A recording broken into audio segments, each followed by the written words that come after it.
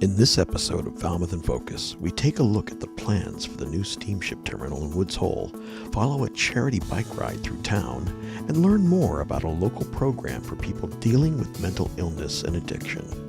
All this and much more on this edition of Falmouth in Focus.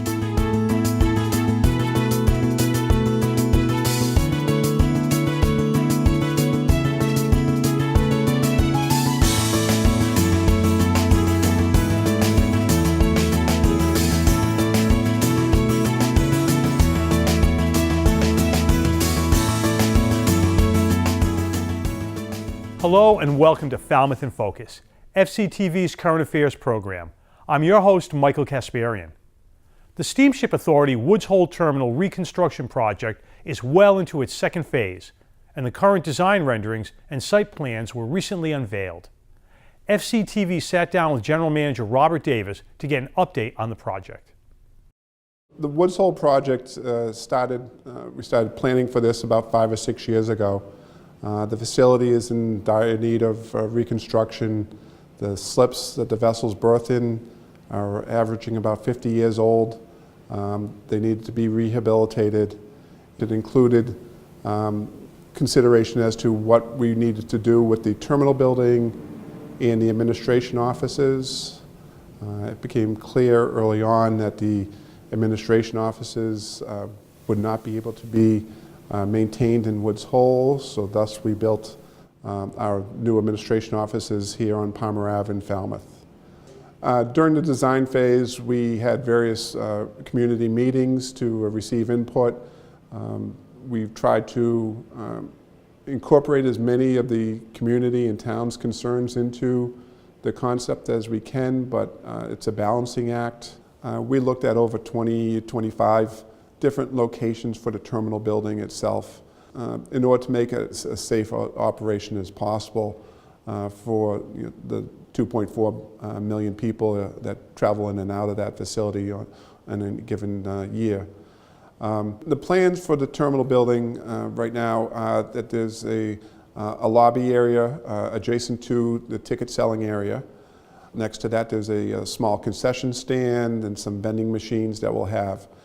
We also have public restrooms that are used not only for our customers, but also people that are visiting the village will also use our restroom facilities.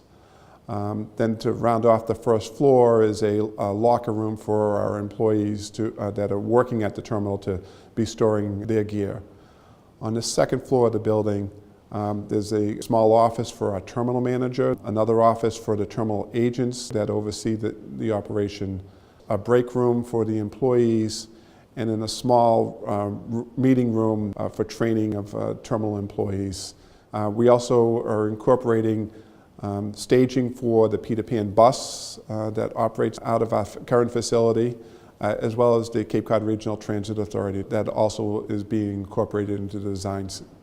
The current temporary terminal building was intended to be temporary in nature. We did get a variance in order to not have to have it elevated to out of the flood zone. During the reconstruction of the slips, those slips end up being moved out a ways, and it'll make that building that much farther away for people to be transiting back and forth in the elements. So we feel it's necessary to continue on the process of finalizing the design for the terminal building and the siting of that building. So at this point, if anyone has any comments or concerns, they can feel free to send them in to myself. My contact information is rdavis@steamshipauthority.com. It's a big project, and we realize it can be disruptive, but it's a necessary project. We need to be able to make sure that we have a safe facility in order for the vessels to be berthing in. Check out the Steamship Authority website to keep up to date on the construction project. Thanks to Andrew Richards for that story. It's time now for 3 things from Town Hall, FCTV's condensed version of the takeaways from recent municipal meetings. Selections are chosen based on community impact. Last week, the Steamship Authority held a public presentation to give the citizens of Falmouth the first look at architectural designs of the new Woods Hole terminal.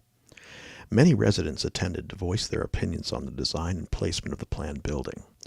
With some residents commenting positively on the design, many more expressed concern over the placement of the building and its height, blocking views of Woods Hole. The beauty of the terminal is really important, and also its connection to the rest of the village.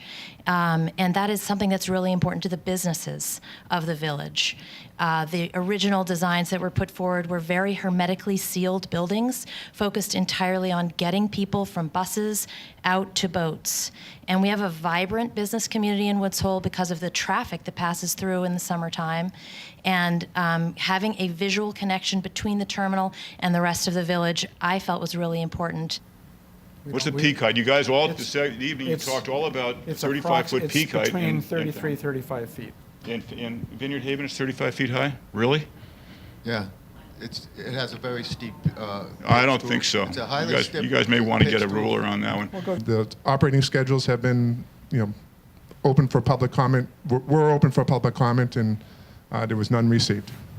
The Coastal Resiliency Action Committee gave a report to the selectmen at their last meeting, updating them on what the committee has been recently working on.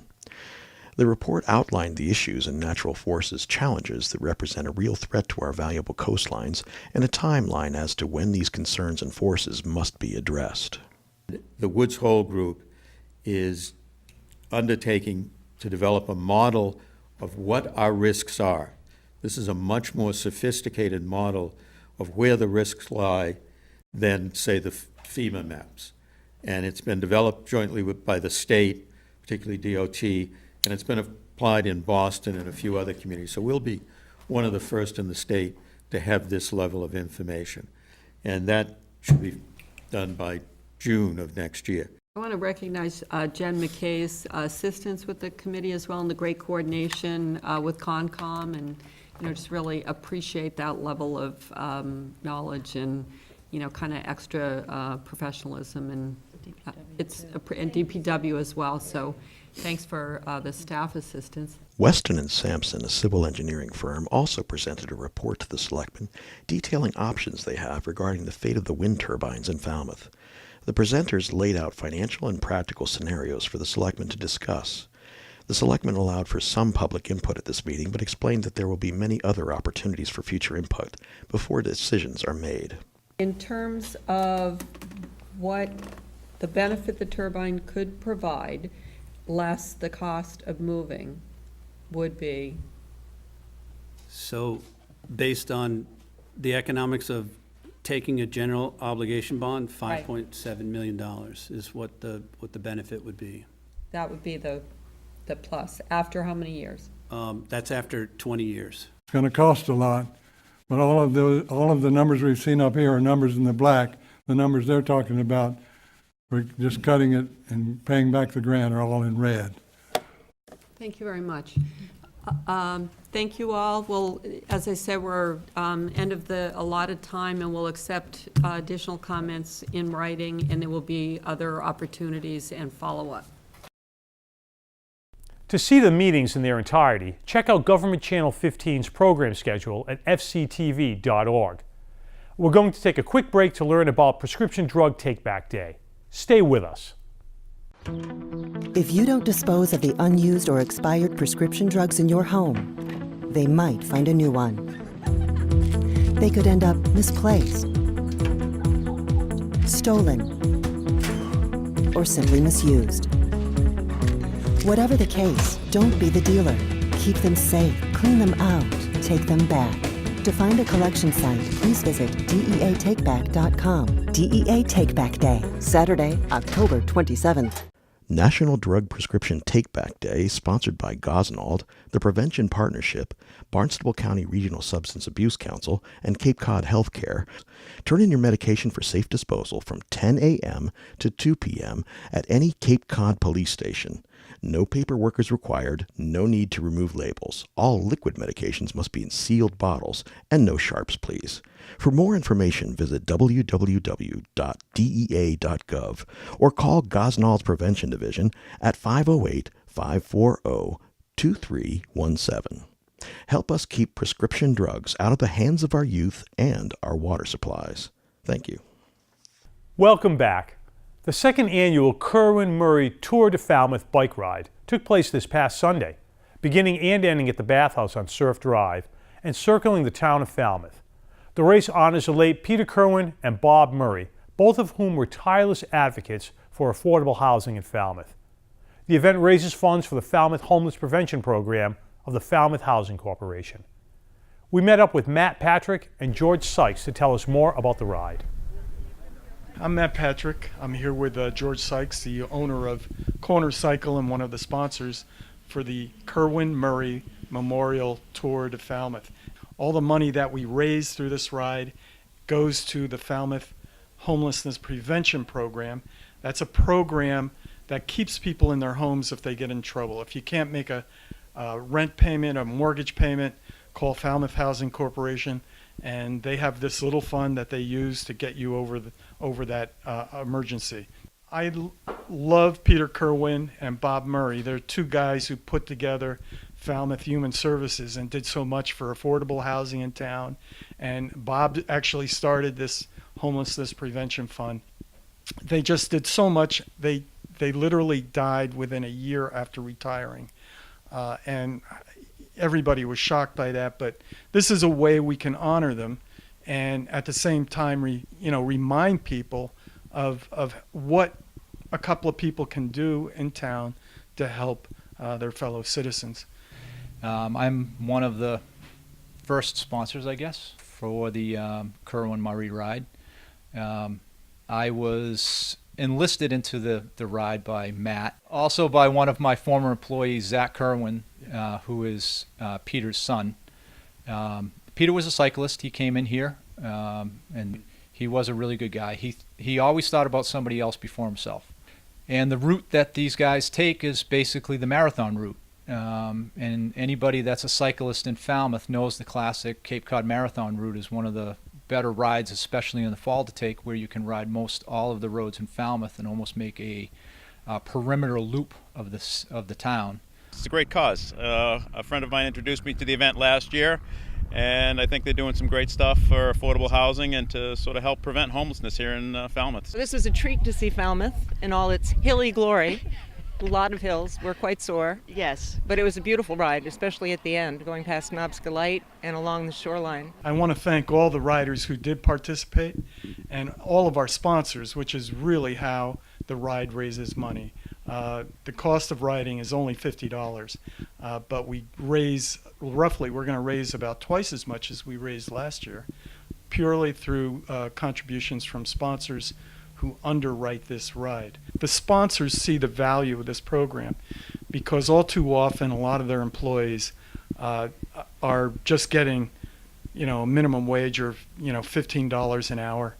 And that's not enough to help you through those rough times that you might have if you're renting a place and you get sick and you can't make it to work.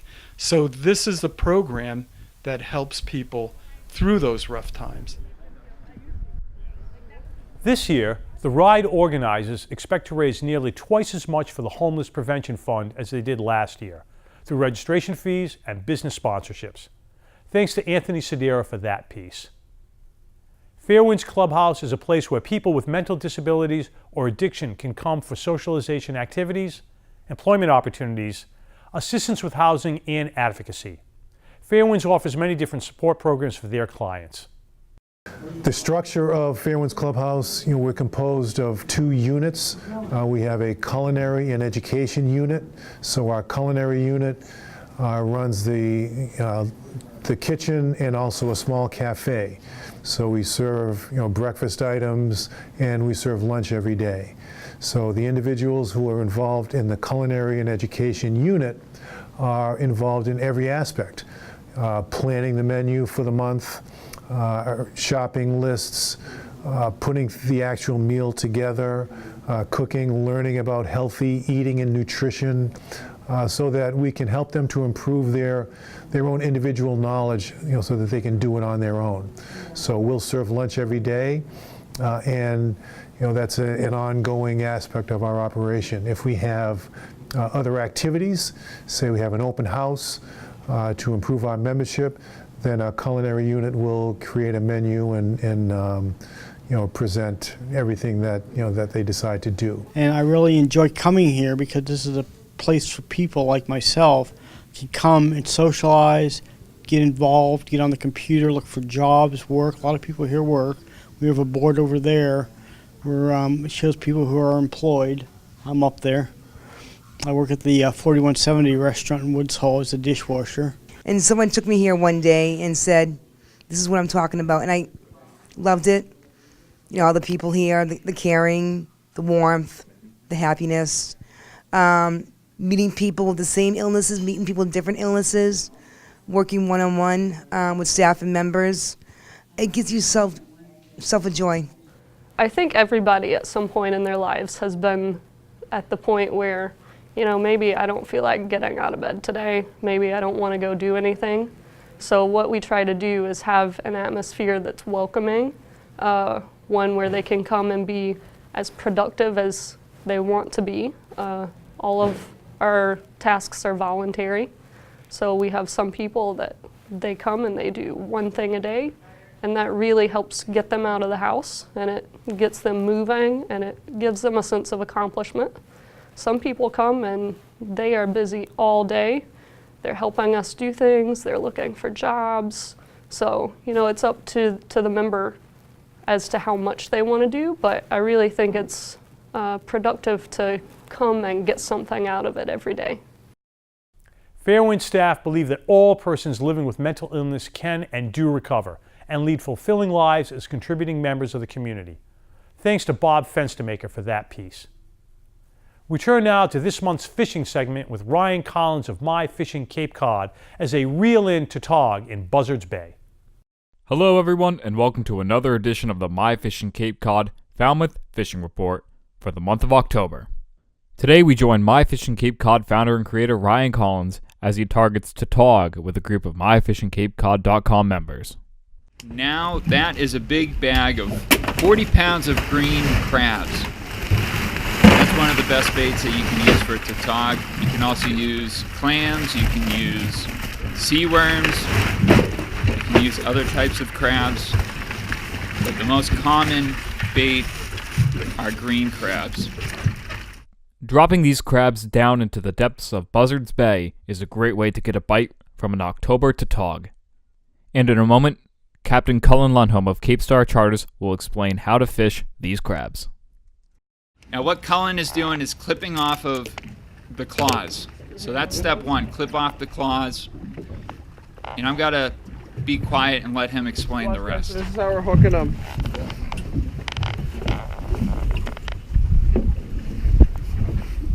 Alright, hook them right through in between one of the legs and the back. Alright, and then pop the shell off.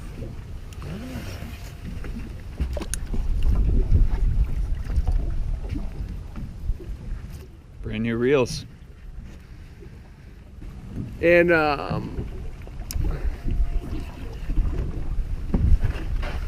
so you just want to let it sit right on the bottom. And if there's fish around, you feel like a tap, tap, tap, alright? And you gotta set the hook. They're pretty tough. These fish can be tough to hook, but put up an excellent fight. Holy cow. And that was one of the nicer fish. And man, you get some beautiful fillets out of these tautog. In all, October is one of the best months to target tautog on Cape Cod, and you can even target them from the shore as well.